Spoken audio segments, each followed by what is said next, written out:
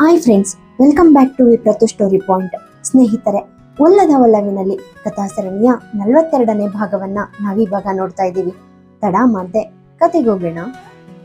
Ashiq office ಬಿಟ್ಟು ನೇರವಾಗಿ parking ಸ್ಥಳದಲ್ಲಿದ್ದ ತನ್ನ ಕಾರಿನ ಬಳಿಗೆ ಹೋದ. ಕಾರ್ನಲ್ಲಿ ಕುಳಿತಿದ್ದಾಗ ಅವನ ಕಣ್ಣುಗಳು ಪಕ್ಕದಲ್ಲೇ ನಿಲ್ಲಿಸಿದ್ದ ರಿಷಬ್ನ ಕಾರಿನ ಮೇಲೆ ಬಿದ್ವು. ರಿಷಬ್ ಕೂಡ ಅದರಲ್ಲೇ ಕುಳಿತಿದ್ದ. ರಿಷಬ್ ಕಾರ್ನಿಂದ ಕೆಳಗಿಳಿಯೋದನ್ನ ಕಂಡ ಆಶಿಕ್ ಅವನನ್ನ ಮೇಲಿನಿಂದ ಕೆಳಕ್ಕೆ ದಿಟ್ಟಿಸಿದ. ಮನಸ್ಸಿಗೆ ಇಷ್ಟವಿಲ್ದಿದ್ರು ಆಶಿಕ್ನೊಳಗೆ ಒಂದು ಕಹಿ ಆಲೋಚನೆ ಸುಳಿತು. ಈ ವ್ಯಕ್ತಿಯಲ್ಲಿ ನನ್ನಲ್ಲಿಲ್ದೇನಿದೆ? ನನ್ನ ಜೊತೆ ಇಷ್ಟೆಲ್ಲ ಸಮಯ ಕಳೆದ ಮೇಲೂ ಅನ್ವಿತಾ ಇವನೊಂದಿಗೆ ಜೀವನದಲ್ಲಿ ಇಷ್ಟು ಸುಲಭವಾಗಿ ಮುಂದೆ ಸಾಗೋಕೆ ಇವನಲ್ಲಿ ಏನ್ ಕಂಡುಕೊಂಡ್ಲು? ಅನ್ವಿತಾ ಜೊತೆಗಿನ ತನ್ನ ಬಾಂಧವ್ಯದ ಗೊಂದಲದಲ್ಲಿ ತೂಗಾಡ್ತಿದ್ದ ಆಶಿಕ್ ತಾನೇ ರಿಷಬ್ ಜೊತೆ ಹೋಲಿಕೆ ಮಾಡ್ಕೊಳ್ತಿರೋದು ವಿಚಿತ್ರ ಅನ್ನಿಸ್ತು. ಅನ್ವಿತಾಳನ್ನ ಇಷ್ಟು ಬೇಗ ತನ್ನವಳನ್ನಾಗಿ ಮಾಡಿಕೊಂಡ ಆ ವ್ಯಕ್ತಿಯ ಮ್ಯಾಜಿಕ್ ಏನಿರಬಹುದು ಎಂಬ ಅಸೂಯೆ ಅವನನ್ನ ಕಾಡ್ತಾ ಇತ್ತು. ಫೋನ್ನಲ್ಲಿ ಮಾತಾಡ್ತಿದ್ದ ರಿಷಬ್ನನ್ನೇ ಆಶಿಕ್ ಕೆಂಗಣ್ಣಿನಿಂದ ನೋಡ್ತಾ ಇದ್ದ. ಅಷ್ಟರಲ್ಲಿ ಡ್ರೈವರ್ ಎಲ್ಲಿಗೆ ಹೋಗ್ಬೇಕು ಸರ್ ಎಂದು ಕೇಳಿದಾಗ ಆಶಿಕ್ನ ಆಲೋಚನೆ ತಕ್ಷಣ ಮುರಿಯಿತು. ಚಾಲಕನಿಗೆ 1 ನಿಮಿಷ ಕಾಯಲು ಹೇಳಿ ತಾನು ಕಾರಿನಿಂದ ಹೊರಬಂದ. ಫೋನ್ ಕಟ್ ಮಾಡಿ ಜೇಬ್ನಲ್ಲಿ ಇಟ್ಕೊಂಡು ಆಫೀಸ್ ಕಟ್ಟಡದ ಕಡೆಗೆ ಹೆಜ್ಜೆ ಹಾಕ್ತಿದ್ದ ರಿಷಬ್ನನ್ನ ಹಿಂದಿನಿಂದ ಎಕ್ಸ್ಕ್ಯೂಸ್ ಮೀ ಮಿಸ್ಟರ್ ಅಂತ ಕರೆದ. ಹಿಂದಿನಿಂದ ಬಂದ ಆ ಧ್ವನಿ ಕೇಳಿ ರಿಷಬ್ ಯಾರೋ ಕರಿತಿರಬಹುದು ಅಂದ್ಕೊಂಡು ಮುನ್ನಡೆದ. ಆದ್ರೆ ಇದ್ದಕ್ಕಿದ್ದಂತೆ ಅವನ ಭುಜದ ಮೇಲೆ ಬಲವಾದ ಕೈಯೊಂದು ಬಿದ್ದಾಗ ಆಶ್ಚರ್ಯದಿಂದ ತಿರುಗಿ ನೋಡ್ದ. ಕಪ್ಪು ಉಡುಪಿನಲ್ಲಿದ್ದ ಎತ್ತರದ ಬೌನ್ಸರ್ ಒಬ್ಬ ನಿಂತಿದ್ದ. ಆ ಬೌನ್ಸರ್ ಸೌಮ್ಯವಾಗಿ, ಸರ್, ಮಿಸ್ಟರ್ ಜೋಯಿಶ್ ನಿಮ್ ಬಳಿ ಮಾತಾಡೋಕೆ ಇಷ್ಟಪಡ್ತಿದ್ದಾರೆ ಎಂದು ಪಕ್ಕಕ್ಕೆ ಸರಿದು ತೋರಿಸ್ದ. ರಿಷಬ್ ನೋಡಿದಾಗ ಇಬ್ರು ಬೌನ್ಸರ್ಗಳ ನಡುವೆ ಆಶಿಕ್ ಜೋಯಿಶ್ ನಿಂತಿದ್ದ. ಅವ್ರನ್ನ ಗುರ್ತಿಸೋಕೆ ರಿಷಬ್ಗೆ ಕಷ್ಟವಾಗ್ಲಿಲ್ಲ. ಇಬ್ರು ನೇರವಾಗಿ ಭೇಟಿಯಾಗದೆ ಇದ್ರು ಅನ್ವಿತಾಳ ಕಾರಣದಿಂದ ಇಬ್ಬರ ನಡುವೆಯೂ ಒಂದು ಕಾರಣದ ಸಂಪರ್ಕ ಇತ್ತು. ಅನ್ವಿತಾ ಇನ್ನೊಬ್ಬರನ್ನ ಪ್ರೀತಿಸಿದಾಳೆ ಎನ್ನುವ ತಪ್ಪು ತಿಳುವಳಿಕೆ ಇಬ್ಬರಲ್ಲೂ ಇತ್ತು.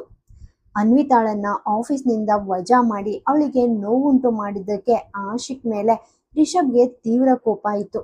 ಹಾಗಾಗಿ ಭೇಟಿಯಾಗಲು ಇಷ್ಟವಿಲ್ದಿದ್ರು ಆಶಿಕ್ ನೇರವಾಗಿ ಕರೆದಿದ್ರಿಂದ ನಿರ್ಲಕ್ಷಿಸೋಕೆ ಸಾಧ್ಯವಾಗದೆ ಅವನ ಬಳಿಗೆ ಹೋದ. ಆಶಿಕ್ ಪ್ರೀತಿಯಿಂದ ಕೈ ಚಾಚಿ, ನಿಮ್ಗೆ ತೊಂದರೆ ಕೊಟ್ಟಿದ್ದಕ್ಕೆ ಸಾರಿ ಮಿಸ್ಟರ್ ಎಂದು ಹೆಸರು ತಿಳಿಯದೆ ವಾಕ್ಯ ಅಪೂರ್ಣವಾಗಿ ಬಿಟ್ಟ. ರಿಷಬ್ ನಗ್ತಾ ಕೈ ಕುಲ್ಕಿ, ರಿಷಬ್, ಡಾಕ್ಟರ್ ರಿಷಬ್, ಕ್ಷಮೆ ಕೇಳುವ ಅಗತ್ಯವಿಲ್ಲ ಮಿಸ್ಟರ್ ಜೋಯಿಶ್ ಎಂದ. ಓಹೋ, ನಿಮ್ಗೆ ನನಗೆ ಪರಿಚಯ ಇದೆಯಾ ಎಂದ ಆಶಿಕ್. ನೀವ್ ಯಾರು ತಾನೇ ಗೊತ್ತಿಲ್ಲ ಸರ್, ಬಿಸ್ನೆಸ್ ವರ್ಲ್ಡ್ನಲ್ಲಿ ನೀವೊಬ್ಬ ಸೆಲೆಬ್ರಿಟಿ. ಅಲ್ಲದೆ ನಮ್ಮ ನಡುವೆ ತುಂಬಾ ಬಲವಾದ ಕಾರಣದ ಸಂಪರ್ಕನೂ ಇದೆ ಅಲ್ವಾ ಎಂದು ರಿಷಬ್ ಹೇಳ್ದ. ಮನಃಶಾಸ್ತ್ರಜ್ಞನಾಗಿದ್ದ ರಿಷಬ್ ಆಶಿಕ್ನ ಮುಖದ ಭಾವನೆಗಳನ್ನ ಓದಲು ಯತ್ನಿಸ್ತಾ ಇದ್ದ. ಆಶಿಕ್ ದೀರ್ಘ ನಿಟ್ಟಿಸಿರು ಬಿಟ್ಟು, ಅನ್ವಿತಾ, ಅವಳು ನನಗಾಗಿ ಮಾಡಿದ್ದನ್ನೆಲ್ಲ ನೋಡಿದ್ರೆ ನನಗೊಂದು 2ನೇ ಜೀವ ಕೊಟ್ಟಿದ್ದಾಳೆ. ಅವಳು ನಿಜವಾಗಿಯೂ ತುಂಬಾ ಒಳ್ಳೆ ಹುಡುಗಿ. ಅವಳನ್ನ ಪಡೆದ್ ನೀವು ತುಂಬಾ ಅದೃಷ್ಟಶಾಲಿ ಎಂದ. ಅದಕ್ಕೆ ರಿಷಬ್, ಹೌದು, ನೀವ್ ಹೇಳಿದ್ ಸರಿ. ಇತರರಿಗೆ ಒಳ್ಳೆಯದನ್ನ ಮಾಡುವಾಗ ತನಗೇನ್ ಕೆಟ್ಟದಾಗುತ್ತೆ ಎಂಬುದನ್ನ ಮರೆತು ಬಿಡುವಷ್ಟು ಒಳ್ಳೆಯವಳು. ಆದ್ರೆ ಅದಕ್ಕಾಗಿನೇ ಅವಳು ಶಿಕ್ಷೆ ಅನುಭವಿಸ್ತಿದ್ದಾಳೆ. ಅವಳು ಒಳ್ಳೆತನನೇ ಅವಳಿಗೆ ಶಾಪವಾಗಿದೆ ಎಂದ. ಆಶಿಕ್ ಇತ್ತೀಚೆಗೆ ಅನ್ವಿತಾಗೆ ನೀಡಿದ ನೋವನ್ನ ನೆನೆದು ರಿಷಬ್ನ ಧ್ವನಿಯಲ್ಲಿದ್ದ ಆ ಅಣಕದ ನುಡಿ ಆಶಿಕ್ನ ಹೃದಯಕ್ಕೆ ಕಟಾರಿಯಂತೆ ಚುಚ್ಚಿತು. ಆಶಿಕ್ ತನ್ನ ಸೋಲನ್ನ ಮುಚ್ಚಿಟ್ಕೊಳ್ಳೋಕೆ ಮಂದಹಾಸ ಬೀರ್ತಾ, ನಿಮ್ ಕೋಪ ಸಂಪೂರ್ಣವಾಗಿ ಸಮರ್ಥನೀಯ ಡಾಕ್ಟರ್ ಸಾಹೇಬ್ರೆ. ನಾನಷ್ಟು ಹಠಾತ್ ನಿರ್ಧಾರ ತೆಗೆದುಕೊಳ್ಬಾರ್ದಾಗಿತ್ತು. ನಾನ್ ಮಾಡಿದ್ದಕ್ಕೆ ಕ್ಷಮೆ ಕೇಳ್ತೀನಿ. ಮುಂದೆ ಅವಳಿಗೆ ನನ್ನಿಂದ ತೊಂದರೆಯಾಗದಂತೆ ನೋಡ್ಕೊಳ್ತೀನಿ. ನಾಳೆ ಸಂಜೆ ಆಫೀಸ್ ಸಿಬ್ಬಂದಿಗಾಗಿ ಒಂದು ಪಾರ್ಟಿ ಹಮ್ಮಿಕೊಂಡಿದ್ದೀನಿ. ನೀವು ನಮ್ಮ ಕಚೇರಿಯ ವಿಶೇಷ ವ್ಯಕ್ತಿಗೆ ಅತ್ಯಂತ ವಿಶೇಷರಾಗಿದ್ದರಿಂದ ನೀವು ಖಂಡಿತ ಬರಬೇಕು. ಅನ್ವಿತಾ ಜೊತೆ ನೀವು ಪಾರ್ಟಿಗೆ ಬಂದ್ರೆ ನಮ್ಮ ನಡುವಿನ ತಪ್ಪು ತಿಳುವಳಿಕೆಗಳು ದೂರ ಆಗುತ್ತೆ ಎಂದು ಆಹ್ವಾನ ಕೊಟ್ಟ. ರಿಷಬ್ಗೆ ಆಶಿಕ್ ಯಾಕೆ ಆಹ್ವಾನಿಸ್ತಿದ್ದಾನೆ ಅಂತ ಅರ್ಥ ಆಗ್ಲಿಲ್ಲ. ಅವನು ಏನೋ ಕೇಳೋಕ್ ಬರುವಷ್ಟರಲ್ಲಿ ಅನ್ವಿತಾ ಅಲ್ಲಿಗೆ ಬಂದ್ಲು. ಬಹಳ ಸಮಯದಿಂದ ರಿಷಬ್ ಬರ್ದೇ ಇದ್ದಾಗ ಅವಳೇ ಕೆಳಗ್ ಬಂದಿದ್ಲು. ಆಶಿಕ್ ಮತ್ತೆ ರಿಷಬ್ ಮಾತಾಡ್ತಿರೋದನ್ನ ನೋಡಿ ಅವಳು ಆಘಾತದಿಂದ ಅಲ್ಲೇ ನಿಂತ್ಲು. ಅನ್ವಿತಾಳನ್ನ ಕಂಡ ಆಶಿಕ್, ನೀವು ಯಾರನ್ನ ಭೇಟಿಯಾಗೋಕ್ ಬಂದಿದ್ದೀರೋ ಅವ್ರು ಬಂದಿದ್ದಾರೆ. ನಾನು ಹೊರಡ್ತೀನಿ. ನಿಮ್ಮಿಬ್ರಿಗಾಗಿ ಪಾರ್ಟಿಲಿ ಕಾಯ್ತಿರ್ತಾ ಇದ್ದೀನಿ ಎಂದು ಹೇಳಿ ಕೈ ಕುಲುಕಿ ಕಾರನ್ನೇರಿ ಹೊರಟು ಹೋದ. ಕಾರು ದೂರ ಹೋಗ್ತಿದ್ದಂತೆ ಆಶಿಕ್ ಕೊನೆಯ ಬಾರಿಗೆ ತಿರುಗಿ ಅನ್ವಿತಾಳನ್ನ ನೋಡ್ದ. ಅನ್ವಿತಾ ರಿಷಬ್ ಕಡೆಗೆ ತಿರುಗಿದ್ದನ್ನ ನೋಡಿ ಆಶಿಕ್ನ ಹೃದಯದಲ್ಲಿದ್ದ ಕೊನೆಯ ಭರವಸೆಯು ಮುರಿದು ಬಿದ್ದು ಕಣ್ಣಂಚಿನಲ್ಲಿ ನೀರ್ ತಂತು. ಅನ್ವಿತಾಳ ಕಣ್ಣಿನಲ್ಲಿದ್ದ ಆ ಹಳೆಯ ಕಿಡಿ ಈಗ ಕಾಣಿಸ್ತಾ ಇಲ್ಲ. ಅವಳ ಮುಖದಲ್ಲಿ ಏನೋ ಖಾಲಿತನ ಕಾಣ್ತಿದೆ ಅನ್ನೋದು ಆಶಿಕ್ಗೆ ಅರಿವಾಯಿತು. ತಾನು ಏನೋ ಸತ್ಯವನ್ನ ಮಿಸ್ ಮಾಡ್ತಿದ್ದೀನಿ ಅನ್ನಿಸಿ ಫೋನ್ ಹುಡುಕಿದಾಗ ಅದನ್ನ ಕೋಪದಲ್ಲಿ ಗೋಡೆಗೆ ಹೊಡೆದಾಕಿದ್ದು ನೆನಪಾಯಿತು. ತಕ್ಷಣ ಡ್ರೈವರ್ನ ಫೋನ್ನಿಂದ ಸಹಾಯಕನಿಗೆ ಕರೆ ಮಾಡಿ ಹೊಸ ಫೋನ್ ಮತ್ತು ಅನ್ವಿತಾಳ ಸಂಪೂರ್ಣ ಬಯೋಡಾಟಾವನ್ನ ತರಿಸುವಂತೆ ಆದೇಶಿಸಿ ಹೋಟೆಲ್ಗೆ ಹೊರಟ. ಅತ್ತ ಅನ್ವಿತಾ, ಆಶಿಕ್ ಏನ್ ಮಾತಾಡ್ತಾ ಇದ್ದ ಅಂತ ರಿಷಬ್ನ ಕೇಳಿದ್ಲು. ರಿಷಬ್ ಅವಳ ಭುಜದ ಮೇಲೆ ಕೈ ಇಟ್ಟು, ಏನಿಲ್ಲ, ನಾಳೆ ಸಂಜೆ ಪಾರ್ಟಿಗೆ ಇನ್ವೈಟ್ ಮಾಡಿದಾನೆ. ನನ್ ಬಗ್ಗೆ ಅವನಿಗೆ ಏನೋ ಗೊಂದಲವಿದ್ದಂತಿದೆ. ಅದಿರ್ಲಿ, ನಿನ್ನ ಕೆಲಸ ವಾಪಸ್ ಸಿಕ್ಕಿದೆ, ನಮ್ಗೊಂದು ಪಾರ್ಟಿ ಯಾವಾಗ ಕೊಡ್ತೀಯಾ ಎಂದು ವಿಷಯ ಬದಲಾಯಿಸ್ದ. ಅನ್ವಿತಾ ನಗ್ತಾ, ಇಂದು ರಾತ್ರಿ ಊಟ ನನ್ ಮನೇಲೇ ಇರ್ಲಿ. ಅಮ್ಮ, ರಿದ್ದಿ, ಅನುರಾಗ್, ನಿತ್ಯ ಎಲ್ಲರನ್ನೂ ಕರ್ಕೊಂಡ್ ಬನ್ನಿ, ಮಕ್ಕಳಿಗೂ ಖುಷಿ ಆಗುತ್ತೆ ಅಂದ್ಲು. ರಿಷಬ್ ಸ್ವಲ್ಪ ಗಂಭೀರವಾಗಿ, ಅನ್ವಿತಾ, ನಿನ್ಗೆ ಅಕ್ಷಯಿಂದ ತುಂಬಾ ಕಾಲ್ಗಳು ಬರ್ತಿವೆ. ಆರ್ವಿಯ ಹುಟ್ಟುಹಬ್ಬಕ್ಕೆ ಬರೋಕೆ ಕೇಳ್ತಿದ್ದಾರೆ. ದಯವಿಟ್ಟು ಒಪ್ಕೋ. ರಿಹಾನ್ ನನ್ ಮನೇಲಿ ಇರ್ತಾನೆ, ಅಮ್ಮ ನೋಡ್ಕೊಳ್ತಾರೆ ಎಂದ. ಅನ್ವಿತಾ ಸಣ್ಣ ಕೋಪದಿಂದ, ರಿಷಬ್ ಅವ್ರೆ, ನನಗೆ ಆಯುಷ್ ಮತ್ತು ರಿಹಾನ್ ಇಬ್ರು ಒಂದೇ. ರಿಹಾನ್ ನನ್ನ ಬಿಟ್ಟು ನಾನೇಕ್ ಹೋಗ್ಲಿ?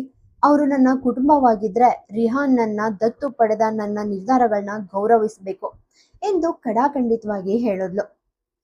ರಿಷಬ್ ಜೇಬಿನಿಂದ ತನ್ನ ಸಣ್ಣ ವೆಲ್ವೆಟ್ ಬಾಕ್ಸ್ ತೆಗೆದು ಅವಳ ಮುಂದಿಟ್ಟ. ಅದರಲ್ಲೊಂದು ಚಿನ್ನದ ಚೈನ್ನಲ್ಲಿದ್ದ ಓಂ ಲಾಕೆಟ್ ಇತ್ತು. ಅಮ್ಮ ನಿನ್ ಸುರಕ್ಷತೆಗಾಗಿ ಇದನ್ನ ಮಾಡಿಸ್ಕೊಡೋಕೆ ಹೇಳಿದ್ರು. ದೇವರಿಗಿಂತ ದೊಡ್ಡ ರಕ್ಷಣೆ ಬೇರೊಂದಿಲ್ಲ ಅಲ್ವಾ ಎಂದ. ಅನ್ವಿತಾ ಅದನ್ನ ನಗ್ತಾ ಧರಿಸ್ಕೊಂಡು, ಡಾಕ್ಟರ್ ಸಾಹೇಬ್ರೆ, ನಿಮ್ಗೂ ಈ ಲಾಕೆಟ್ ಮೇಲೆ ನಂಬಿಕೆ ಬಂತಾ? ಸರಿ, ನಾಳೆ ನಿಮ್ ಬಾಸ್ ಕೊಡ್ತಿರೋ ಗ್ರ್ಯಾಂಡ್ ಪಾರ್ಟಿಗೆ ನನ್ ಜೊತೆ ಬರೋಕೆ ರೆಡಿ ಆಗಿ ಎಂದ್ಲು. ರಿಷಬ್ ನಗ್ತಾ ಅವಳ ತಲೆ ತಟ್ಟಿ ಹೊರಟು ಹೋದ. ದಾರಿಯಲ್ಲಿ ಅನ್ವಿತಾ ರಿಷಬ್ನ ನಿಷ್ಕಲ್ಮಶ ಸ್ನೇಹ ಮತ್ತು ಅವನಲ್ಲಿದ್ದ ಪ್ರಬುದ್ಧತೆಯನ್ನ ನೆನೆದು ಗೌರವಿಸಿದ್ಲು. ಮನೆಗ್ ಬಂದಾಗ ಮಕ್ಕಳು ಆಟ ಮಾಡ್ತಿದ್ದನ್ನ ನೋಡಿ ಇಡೀ ದಿನದ ಆಯಾಸ ಮರೆತ್ಲು. ಅಷ್ಟರಲ್ಲಿ ಅಕ್ಷಯ್ ಕಳುಹಿಸಿದ್ದ ಪಾರ್ಸಲ್ ಬಂದಿತ್ತು. ಅದರಲ್ಲಿ ಫ್ಯಾಮಿಲಿ ಫೋಟೋಗಳು ಮತ್ತು ಆರ್ವಿಯ ಹುಟ್ಟುಹಬ್ಬದ ಕಾರ್ಡ್ ಇತ್ತು. ಅದನ್ನ ನೋಡಿ ಅನ್ವಿತಾಳ ಕಣ್ಣು ತೇವವಾಯಿತು. ರಾತ್ರಿ ಊಟದ ಮೇಜಿನ ಬಳಿ 5 ವರ್ಷದ ರಿಹಾನ್ ಇದ್ದಕ್ಕಿದ್ದಂತೆ, ಅಮ್ಮ, ನನ್ನಿಂದಾಗಿ ನೀನು ಆರ್ವಿಯ ಬರ್ತ್ಡೇಗೆ ಹೋಗ್ತಿಲ್ವಾ? ನಾನು ಅನಾಥ ಮಗು, ನನ್ನಿಂದಾಗಿ ನೀನು ನಿನ್ನ ಫ್ಯಾಮಿಲಿಯನ್ನ ಬಿಡಬೇಡ ಎಂದಾಗ ಅನ್ವಿತಾ ಆಘಾತಕ್ಕೊಳಗಾದ್ಲು. ಅನ್ವಿತಾ ತಕ್ಷಣ ರಿಹಾನ್ನನ್ನ ಹಿಡಿದು, ರಿಹಾನ್, ನಿನ್ಗೆ ಈ ಮಾತು ಹೇಳ್ಕೊಟ್ಟಿದ್ಯಾರು ಎಂದು ಕೋಪದಿಂದ ಕೇಳಿದ್ಲು.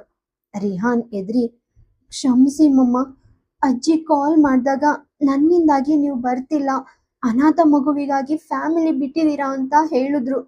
ಅದಕ್ಕೆ ನಾನೇ ನಿಮ್ಮನ್ನ ಕಳ್ಸೋಕೆ ನೋಡ್ದೆ ಎಂದು ಅತ್ತ. ಅನ್ವಿತಾ ಮಗುವನ್ನ ಅಪ್ಕೊಂಡು, ನಿನ್ ತಾಯಿ ಬದುಕಿರೋವರೆಗೆ ನಿನ್ನನ್ನ ಯಾರು ಅನಾಥ ಅನ್ನಬಾರ್ದು. ನಾವು ಹೋದ್ರೆ ಒಟ್ಟಿಗೆ ಹೋಗ್ತೀವಿ, ಇಲ್ದಿದ್ರೆ ಇಲ್ಲ ಎಂದು ತಿಳಿ ಹೇಳಿದ್ಲು.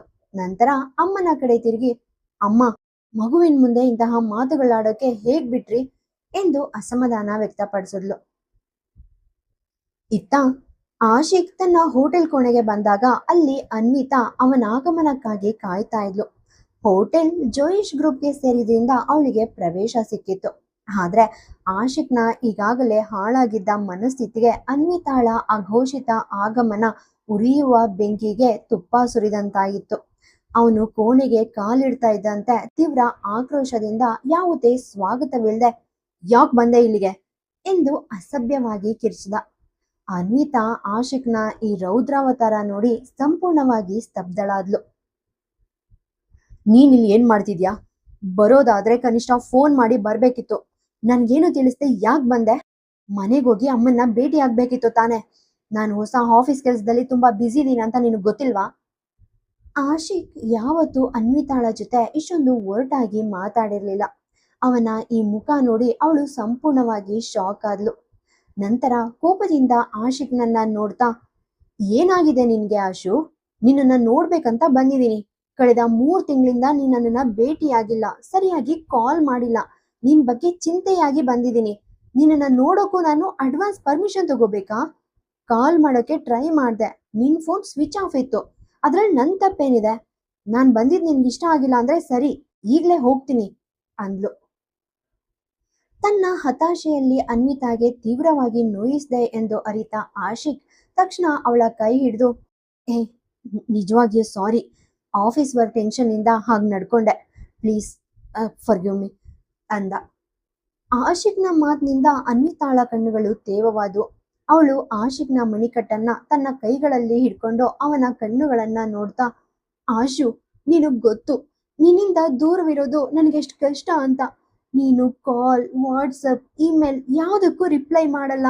ನಿನಗೆ ಅನ್ನಿಸ್ತಿಲ್ವಾ ನೀನ್ ತುಂಬಾ ಬದಲಾಗಿದ್ಯಾ ಅಂತ? ಆಸ್ಟ್ರೇಲಿಯಾದಲ್ಲಿದ್ದ ಆಶಿಕ್ ಹೀಗಿರ್ಲಿಲ್ಲ. ನಿನ್ನ ಪಾಸ್ಟ್ನಲ್ಲಿ ಆ ಆನ್ವಿತಾ ನಿನಗೆ ಮುಖ್ಯವಾಗಿದ್ಲು ಅಂತ ಗೊತ್ತು.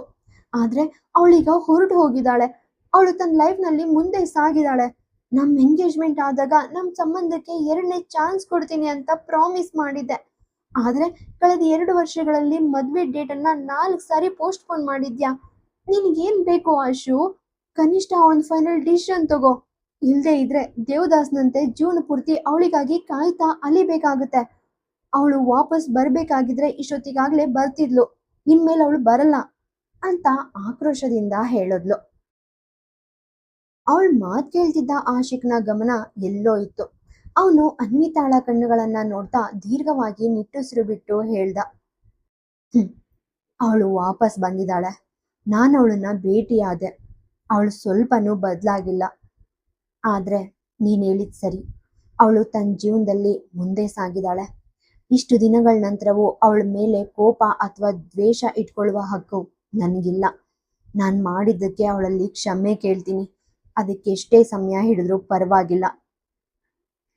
ಆಶಿಕ್ನ ಬಾಯಿಂದ ಈ ಮಾತು ಕೇಳಿದ ಅನ್ವಿತಾಗೆ ಆಘಾತ, ಕೋಪ, ಅಸೂಯೆ ಮತ್ತು ಭಯ ಒಂದೇ ಬಾರಿಗೆ ಆವರಿಸ್ತು. ಅವಳು ಏನಾದ್ರೂ ಹೇಳುವಷ್ಟರಲ್ಲಿ ಆಶಿಕ್ ಅವಳ ಭುಜದಿಂದ ಕೈಗಳನ್ನ ತೆಗೆದು ಹಾಸಿಗೆಯ ಮೇಲೆ ಕುಳಿತು ಬೂಟುಗಳನ್ನ ಬಿಸಿದ. ನೀನು ಪ್ರಯಾಣದಿಂದ ಸುಸ್ತಾಗಿರ್ಬೇಕು, ರೆಸ್ಟ್ ತಗೋ. ನಾಳೆ ಎಂಪ್ಲಾಯೀಸ್ಗೆ ಪಾರ್ಟಿ ಹಮ್ಮಿಕೊಂಡಿದ್ದೀನಿ. ನೀನ್ ಬಯಸಿದ್ರೆ ನನ್ನ ಜೊತೆ ಬರಬಹುದು.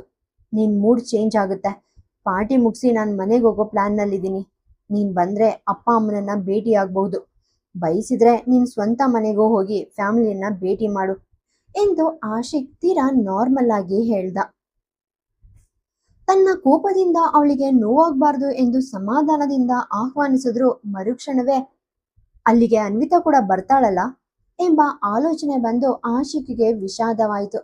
ಆದ್ರೆ ಆಡಿದ ಮಾತು ವಾಪಸ್ ಪಡೆಯೋಕೆ ಸಾಧ್ಯವಿರಲಿಲ್ಲ.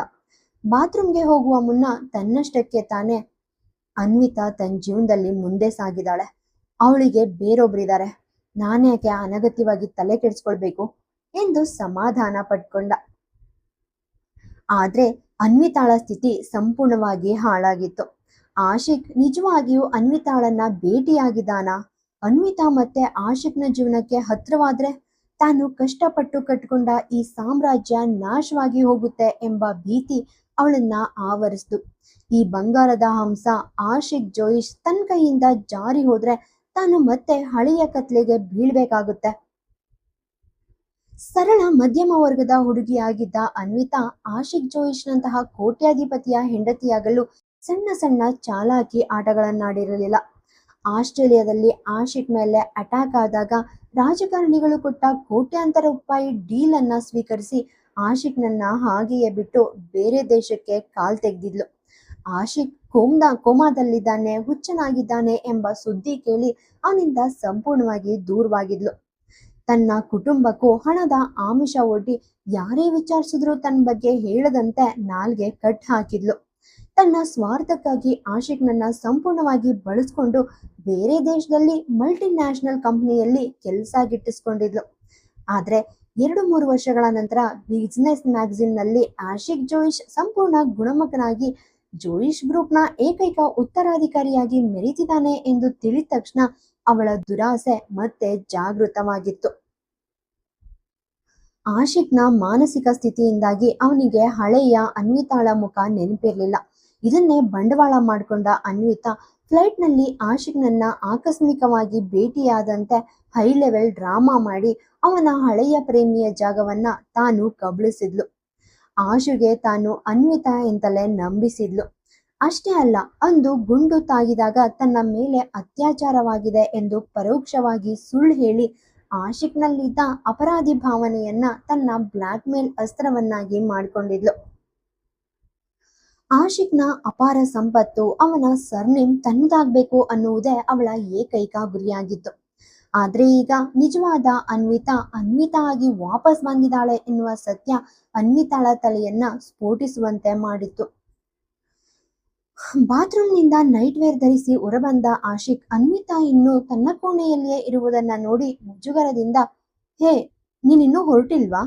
ಪ್ರಯಾಣದ ಆಯಾಸವಿರುತ್ತೆ, ನಿನ್ ರೂಮ್ಗೆ ಹೋಗಿ ರೆಸ್ಟ್ ತಗೋತೀಯಾ ಅನ್ಕೊಂಡೆ ಎಂದ. ಅನ್ವಿತಾ ಕೋಪದಿಂದ, ನಾನೇಕ್ ಹೋಗ್ಲಿ, ನಾವಿಬ್ರು ಎಂಗೇಜ್ಡ್, ಒಂದೇ ರೂಮ್ನಲ್ಲಿ ಇರೋದ್ರಲ್ಲಿ ಏನ್ ತಪ್ಪಿದೆ? ಎಷ್ಟೋ ದಿನಗಳ ನಂತರ ಭೇಟಿಯಾಗಿದ್ದೀವಿ, ಮಾತಾಡೋಕೆಷ್ಟೋ ಇದೆ, ಆದ್ರೆ ನೀನ್ ನನ್ನಿಂದ ಓಡೋಗೋಕೆ ನೆಪ ಹುಡುಕ್ತೀಯಾ ಎಂದ್ಲು. ಆಶಿಕ್ ಕನ್ನಡಿಯ ಮುಂದೆ ನಿಂತು ಕೂದಲು ಬಾಚಿಕೊಳ್ತಾ, ನೀನ್ ಹೇಳಿದ್ ಸರಿ, ಆದ್ರೆ ನನ್ಗೀಗಿದೆಲ್ಲ ಸರಿ ಅನ್ನಿಸ್ತಿಲ್ಲ. ಮದ್ವೆಗ್ ಮುಂಚೆ ಪ್ರೈವೇಸಿ ಇರ್ಲಿ. ನನಗೂ ಆಫೀಸ್ ಕೆಲಸದಿಂದ ತುಂಬಾ ಆಯಾಸವಾಗಿದೆ. ಇಂಟರ್ಕಾಮ್ನಲ್ಲಿ ಕಾಲ್ ಮಾಡಿದೀನಿ, ನಿನ್ ರೂಮ್ ರೆಡಿ ಆಗಿದೆ, ಹೋಗಿ ರೆಸ್ಟ್ ತಗೋ ಎಂದು ಹಾಸಿಗೆಯ ಮೇಲೆ ಒರಗಿ ಕಣ್ಣು ಮುಚ್ಚಿದ. ಅನ್ವಿತಾಗೆ ಬೇರೆ ದಾರಿ ಇರಲಿಲ್ಲ. ಸದ್ದಿಲ್ದೆ ಕೋಣೆಯಿಂದ ಹೊರಬಂದ್ಲು. ಆದ್ರೆ ಅತ್ತ ನಿದ್ರೆಯ ನಟನೆಯಲ್ಲಿದ್ದ ಆಶಿಕ್ನ ಕಣ್ಣುಗಳಲ್ಲಿ ಅನ್ವಿತಾಳ ಮುಖವೇ ಮರುಕಳಿಸ್ತಾ ಇತ್ತು. ಅದೇ ನೆನಪಿನಲ್ಲೇ ಅವನು ನಿದ್ರೆಗೆ ಜಾರದ.